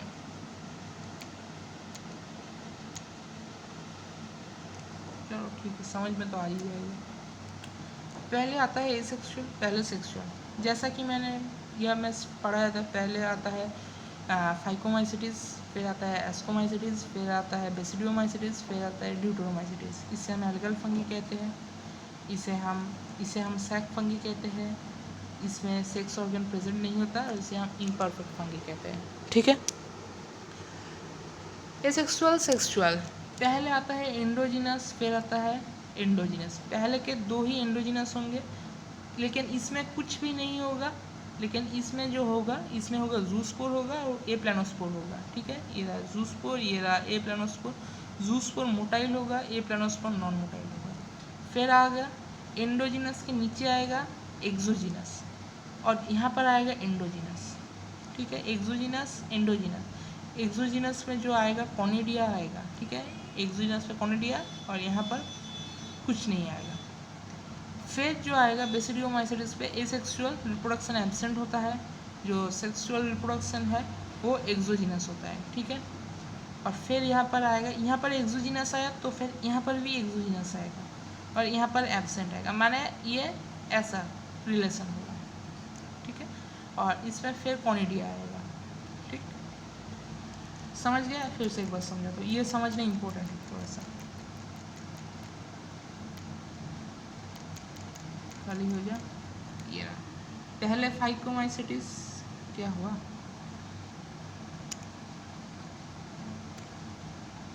चलो, पहले फाइकोमाइसिटिस, फिर एस्कोमाइसिटिस, फिर बेसिडियोमाइसिटिस, फिर ड्यूटेरोमाइसिटिस। एसेक्सुअल सेक्सुअल, एंडोजिनस आएगा, फिर एंडोजिनस आएगा, एंडोजिनस के नीचे अभी एक्सोजिनस आएगा। यहाँ पर एक्सोजिनस होगा तो यहाँ पर एंडोजिनस होगा, और बस यहीं तक ये दोनों ख़त्म हो गया। ठीक है, ये दोनों यहीं तक ख़त्म।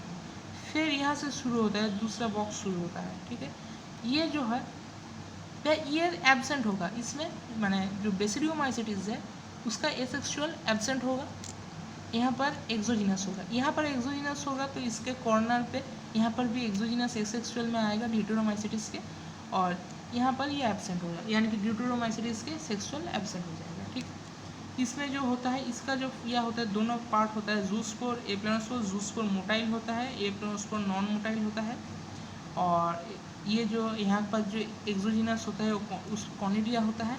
ठीक है, नोट्स पे अच्छे से ये है, और ये मेरे टेलीग्राम चैनल पे नोट्स अवेलेबल होगा। क्लास ख़त्म होने की, अपलोड होने की मैं 10 से 15 मिनट के बाद ही नोट्स मैं टेलीग्राम पे दे दूँगा, और टेलीग्राम का लिंक मेरे डिस्क्रिप्शन में है। ठीक है, देख लेना। अब आ जाता है प्लांट किंगडम के बारे में, बस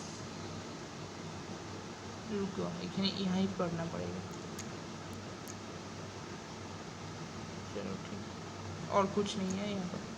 जो प्लांट किंगडम है ना, प्लांट किंगडम में सेपरेट चैप्टर है, किंगडम प्लांटी है। यहाँ पर बड़ा सा एक पैराग्राफ है, कुछ नहीं है उस पैराग्राफ में, जो भी है सारा कुछ डिटेल में प्लांट किंगडम पे है। ठीक है, वहाँ पर पढ़ेंगे ट्यूसडे को। ट्यूसडे मैं प्लांट किंगडम का क्लास लूँगा, एक दिन में ही प्लांट किंगडम ख़त्म हो जाएगा। कोई बड़ा चैप्टर नहीं है वो, सिर्फ रट्टा मारने की चैप्टर है। ठीक है, और थोड़ा सा एक चीज़ लाइफ साइकिल है, वो समझने की थोड़ा सा ज़रूरत है, कौन सा हैप्लॉन्टिक होता है, डिप्लॉन्टिक होता है, ये समझने की ज़रूरत है, और कुछ नहीं है। ऐसे मैं वो आपको समझाऊंगा कि आप भूलोगे नहीं, कोशिश करोगे भूलने की, लेकिन आप भूलोगे नहीं, ऐसा पढ़ाऊँगा। ठीक है, अब यहाँ ये पढ़ते हैं। यहाँ पर सिर्फ ये याद रखना, जो इंसेक्टिवोरस प्लांट का यहाँ पर 2 एग्जाम्पल है, bladderworts and Venus fly. Bladderworts and Venus fly, ये दोनों सब आप याद कर लेना। ठीक है, बाकी कुछ याद करने की ज़रूरत नहीं है। बड़ा करते हैं इसे।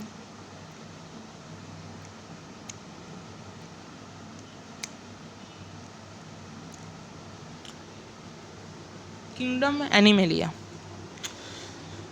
जो किंगडम एनिमेलिया होता है ना वो यूकैरियोटिक होता है, ये तो जाहिर सी बात है। और इसमें सेल वॉल प्रेजेंट नहीं होता, एनिमल्स में सेल वॉल प्रेजेंट नहीं होता, लैक सेल वॉल होता है, और ये हेटेरोट्रॉप्स होता है। क्योंकि अगर हम खुद को ही देखें तो हम तो प्लांट के ऊपर ही डिपेंड है ना, हेटेरोट्रॉप्स है, हम तो खुद फूड नहीं बना सकते सनलाइट से, हम हेटेरोट्रॉप्स है।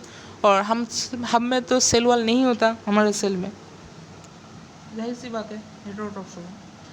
अब आ जाते हैं virus, virus, prions and lichens. Lichens तो मैंने पहले ही आपको पढ़ा दिया था सिम्बायोट में ही, यहाँ पर इसीलिए इसको हम यहाँ पर अब नहीं पढ़ेंगे। चलिए कलर को थोड़ा, पेन के कलर को थोड़ा चेंज करते हैं, क्या लें, ये कलर लेते हैं, चलो देखते हैं कैसा है। ये तो सेम ही हो जा रहा है ना, ब्लू लेते हैं, ब्लू यूज़ नहीं, डार्क ब्लू लेते हैं, ये लेते हैं। चलो देखो तो कलर कैसा है, अच्छा लग रहा था मुझे। चलो, जो वायरस है ना वो नॉन सेलुलर होता है। पहले तो ये चीज़ आप याद रखना, जो वायरस होता है वो नॉन सेलुलर होता है। क्या होता है? Non cellular. वायरस जो है वो ऑब्लिगेट पैरासाइट है, यानी कि जब ये मिट्टी में पड़ा रहता है तो ये तो नॉन लिविंग है, लेकिन जब हमारे अंदर आ जाता है तो ये लिविंग हो जाता है, लिविंग प्रॉपर्टीज शो करता है। अभी बताओ आप कैसा कैरेक्टर है इसका ठीक है, ये ऑब्लिगेट पैरासाइट है। और ये जो है ना ये इनर्ट क्रिस्टलाइन स्ट्रक्चर होता है outside of the living cell. सिर्फ ये स्टेटमेंट याद रख लेना, ये इनर्ट क्रिस्टलाइन जो है ना, ये जो है ये इनर्ट क्रिस्टलाइन स्ट्रक्चर होता है आउटसाइड द लिविंग सेल। ठीक, लिविंग सेल के बाहर ये इनर्ट क्रिस्टलाइन स्ट्रक्चर है। अब आ जाता है साइंटिस्ट साहब के बारे में, दिमित्री लिवानोवस्की 1892। मैं इसका साल याद करने की भी ट्रिक आपको बताऊंगा, टेंशन मत लो, ऐसा बता दूंगा कि आप भूलोगे नहीं। दिमित्री लिवानोवस्की जो है उसने क्या था, ये वायरस का जो नाम है ना, मैंने जो हम वायरस वायरस कहते हैं, ये वायरस जो वर्ड है ये इन्होंने ही दिया था, दिमित्री लिवानोवस्की ने 1892 में, सॉरी 1892 में।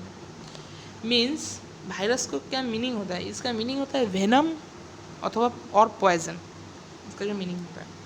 और वायरस स्मॉलर देन बैक्टीरिया होता है, क्योंकि बैक्टीरिया प्रूफ फिल्टर में से भी पास कर जाता है। ठीक है, ये स्मॉलर देन बैक्टीरिया होता है। और ये होता है, ये देखो M.W. बेजार्निक साहब आ जाते हैं 1898 पे, और इन्होंने क्या टर्म दिया था, क्वांटिगम वाइवम फ्लूइडम, यानी कि इसका मतलब क्या है, इन्फेक्टिशियस लिविंग फ्लूइड। कब दिया था, 1898 में। इसके बाद आ जाता है M.W. बेजार्निक, जिन्होंने भी कुछ दिया था, लेकिन वो कब दिया था, 1935 में। वायरस, और क्या बोला था इन्होंने, बोला था वायरस कुड बी क्रिस्टलाइज्ड। ये क्वेश्चन आ सकता है, मैं यहाँ पर स्टार लगा रहा हूँ। वायरस क्रिस्टलाइज्ड हो सकता है, ये किसने बताया था, W.M. स्टैनली ने। कंफ्यूज मत होना, M.W. बेजार्निक होता है और W.M. स्टैनली होता है। ठीक है, किसी भी वायरस के अंदर बोथ DNA RNA नहीं रह सकता, ये भी क्वेश्चन प्रीवियस में आ चुका है, ये भी इम्पोर्टेंट है, मैंने यहाँ पर रेड स्टार भी लगा दिया है। किसी में वायरस के अंदर दोनों ही प्रेजेंट नहीं हो सकता, या तो RNA होगा या तो DNA होगा। ठीक है, दोनों नहीं रह सकता, या फिर RNA रहेगा या फिर DNA रहेगा। अब जो प्लांट में देखा जाता है ना, प्लांट में सिर्फ सिंगल स्टैंडर्ड, SS का मतलब है सिंगल स्टैंडर्ड और DS का मतलब है डबल स्टैंडर्ड। ठीक है, प्लांट में सिर्फ सिंगल स्टैंडर्ड RNA ही देखा जाता है, एनिमल्स में सिंगल स्टैंडर्ड और डबल स्टैंडर्ड RNA और डबल स्टैंडर्ड DNA। ठीक है, बैक्टीरियोफाज में डबल स्टैंडर्ड DNA। आपको मैं यह याद करने की ट्रिक बताता हूँ, आप सिर्फ याद रखना, पहले प्लांट्स आएगा, फिर एनिमल्स आएगा, फिर बैक्टीरियोफाज आएगा। ठीक है, प्लांट का याद रख देना, सिंगल स्टैंडर्ड RNA होगा, सिर्फ प्लांट का याद रखना सिंगल स्टैंडर्ड RNA। उसके बाद तो एनिमल है, वो क्या होगा, वो भी सिंगल स्टैंडर्ड RNA होगा, डबल स्टैंडर्ड RNA होगा। ठीक है, उसमें दोनों ही होगा RNA का, सिंगल स्टैंडर्ड भी होगा, डबल स्टैंडर्ड भी होगा। और जो DNA होगा वो सिर्फ डबल स्टैंडर्ड होगा। उसके बाद जो आता है वो आता है बैक्टीरियोफेज। एनिमल में डबल स्टैंडर्ड डीएनए था एकदम लास्ट में, वही डबल स्टैंडर्ड डीएनए यहाँ होगा बैक्टीरियोफेज में, समझ गए? यहाँ पर जो है वो यहाँ पर भी होगा और उसके साथ डबल स्टैंडर्ड आरएनए भी होगा और डबल स्टैंडर्ड डीएनए भी होगा।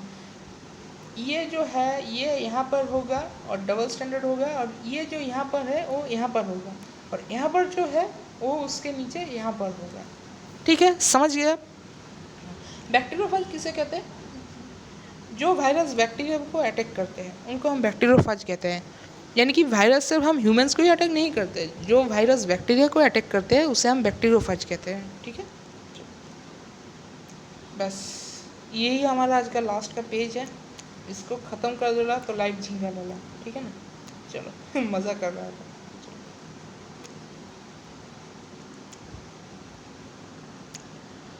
अब आ जाते हैं वायरॉइड्स के बारे में। ये लंबा चौड़ा कुछ लिखा हुआ है।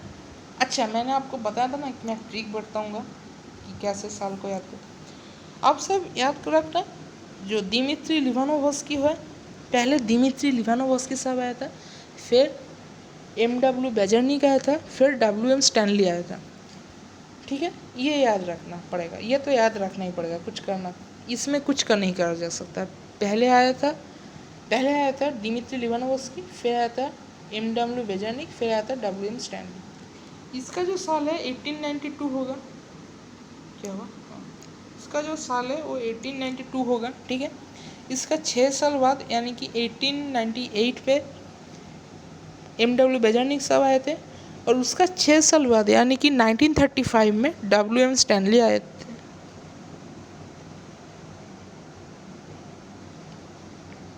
सॉरी थोड़ा सा मिस्टेक हो गया, ना। 6 साल तो नहीं है, 6 साल तो नहीं, कितना साल हो रहा है इधर? 2 साल, 37 साल, 37 ईयर्स। पहले आप ये याद रखना कि जब दिमित्री लिवानोवस्की साहब आए थे तो वो 1892 पे आए थे।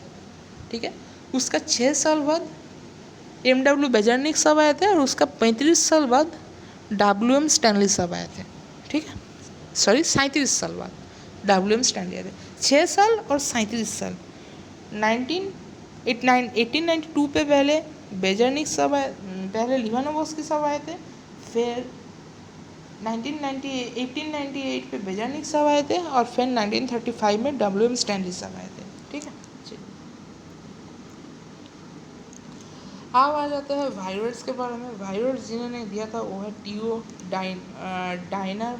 मैं तो डिनर उच्चारण करता हूँ, टीओ डिनर, लेकिन इसका जो मैंने कि मैं तो रॉन्ग प्रोनाउंसिएशन करता हूँ। जो सटीक प्रोनाउंसिएशन है वो है डाइनर। ठीक है, और उन्होंने ये कब दिया था? 1971 पे।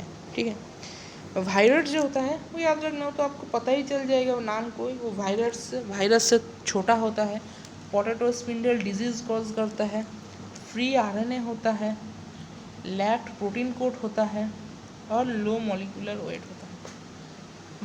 वायरस से छोटा ही होगा, लो मॉलिक्यूलर वेट भी होगा, प्रोटीन कोड नहीं रहेगा, फ्री आरएनए होगा, पोटैटो स्पिंडल डिजीज़ कॉज करेगा। क्या क्या होगा? स्मॉल देन वायरस होगा, पोटैटो स्पिंडल डिजीज़ कॉज करेगा, फ्री आरएनए होगा, लैक्ट प्रोटीन कोट होगा, लो मॉलिक्यूलर वेट होगा। ठीक है, टोटल इसके बारे में आपको 6 बातें याद करनी पड़ेगी टोटल, और कुछ नहीं। अब चलते हैं प्रियॉन्स के बारे में। एबनॉर्मली फोल्डेड प्रोटीन होता है ये। एनसीईआरटी में बहुत लंबा चौड़ा डेफिनेशन गिवन है किसे ये कहते हैं, लेकिन आप सब याद रखना एबनॉर्मली फोल्डेड प्रोटीन को हम ये कहते हैं। जब भी क्वेश्चन में कभी एबनॉर्मल फोल्डेड प्रोटीन ये टर्म आपको दिखे, तुरंत ये मार्क कर देना, ये ऑप्शन में होगा ही होगा। ठीक है, इसका गारंटी मैं देता हूँ आपको। ठीक है, अब ये कुछ डिजीज़ का नाम है। ठीक है, ये कुछ डिजीज़ का नाम है, डिजीज़ कॉज्ड बाय ये चीज़। मैं इसका तो प्रोनाउंस ठीक से नहीं कर पा रहा हूँ, इसीलिए मैं इसको नहीं पढ़ रहा हूँ। ठीक है, बार बार ये कर रहा हूँ। ठीक है, चलो, ये चीज़ और बोवाइन स्पॉन्जिफॉर्म, ये बहुत बड़ा एक कोई सा नाम है, मैं इसको तो याद नहीं रखता हूँ। मैं सिर्फ इसे याद रखता हूँ, BSc को मैं सिर्फ इसे याद रखता हूँ। मैं यार आपको भी मैं ये सलाह दूंगा कि आप सिर्फ BSc को याद रखना। जब भी आपको फुल फॉर्म दिखेगा तो आपको ये याद हो जाएगा BSc को, आपको पता चल जाएगा ये, ठीक।